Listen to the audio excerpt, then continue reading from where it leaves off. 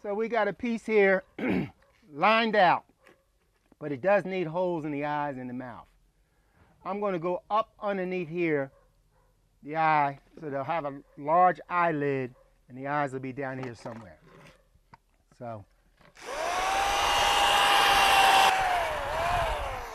of course they all need cleaning up at this point.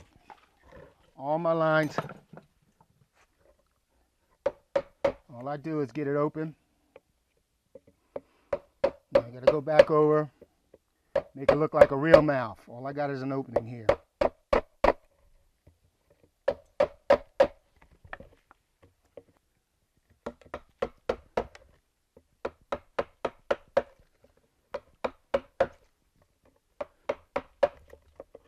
This is maple. This is a nice white maple. And with this eye, I'm going to give it a little line underneath. Really make it pop out.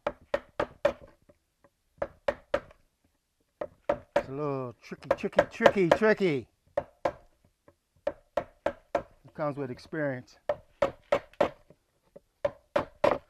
Give him an eyelid right underneath, and he had an eyelid on top.